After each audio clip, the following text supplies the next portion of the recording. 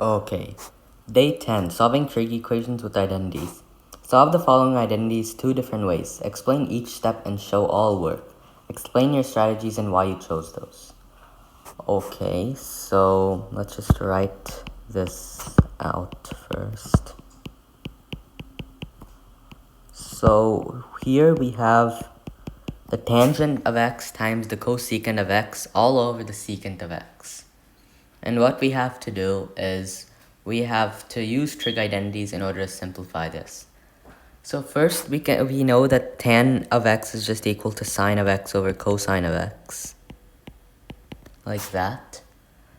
And then we know that the cosecant of x is just going to be 1 over the sine of x. 1 over the sine of x. And of course we know the secant of x is equal to 1 over cosine of x. Like that. So basically what happens is that these two things end up canceling out. So you just end up with 1 over cosine of x on the top and 1 over cosine x on the bottom. And obviously, since these are both the same value, they'll just cancel out and it would be 1. So the answer to this entire thing is 1. Of course, we could use another strategy to go about this as well. So let's just write our equation out again.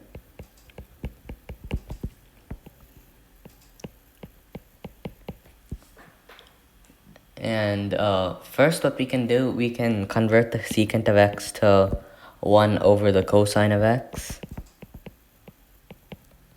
Like that. And then since we're dividing this value by this value on the bottom, we would basically be doing the same thing as multiplying by its reciprocal. So we can write it out like that. Times the cosine of x over 1, which is just going to be equal to the cosine of x. And then the tan of x is equal to the sine of x over the cosine of x. And then the cosecant of x is equal to 1 over the sine of x. And then you just have the times cos of x at the end. So what you would end up getting here, you would end up getting sine of x times cosine of x times cosine of x times sine of x. And obviously, even though these are in reverse order, these are still going to be equal to the same thing. So both of these will just cancel out and you would end up getting 1.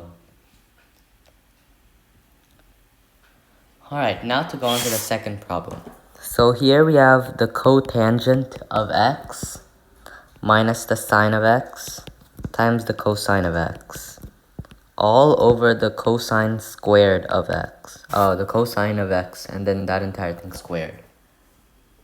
So basically, what we can first notice is that the cotangent of x is equal to the cosine of x over the sine of x. Like that.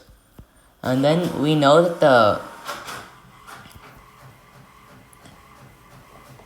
and then you could just do minus the sine of x, use the cosine of x over 1, just to put this in fractional form. Then all this is obviously going to be over the cosine of x, and then that entire thing squared. So then after subtracting these two top fractions from each other, you would end up getting something like this. You would end up getting something like this.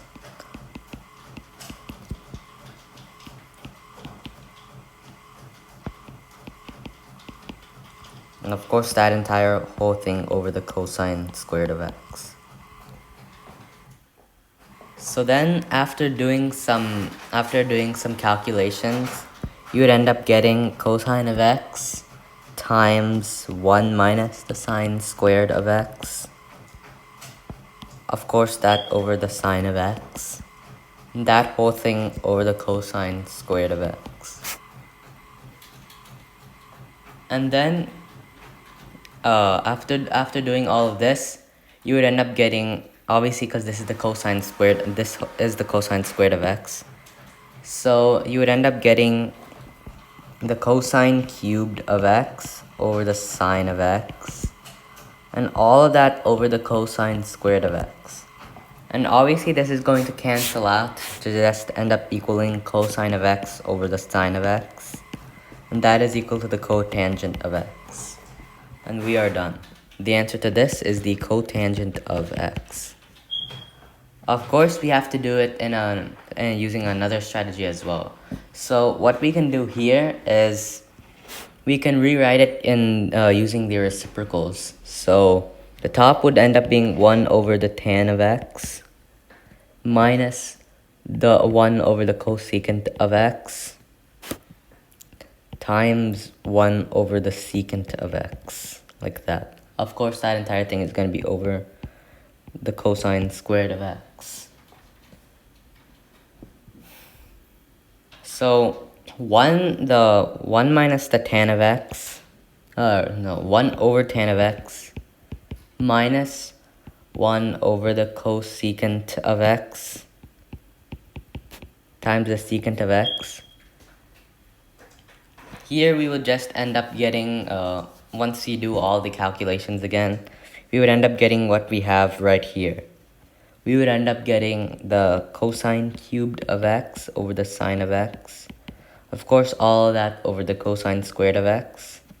Oops, not a 3, that's going to be an s. Cosine squared of x.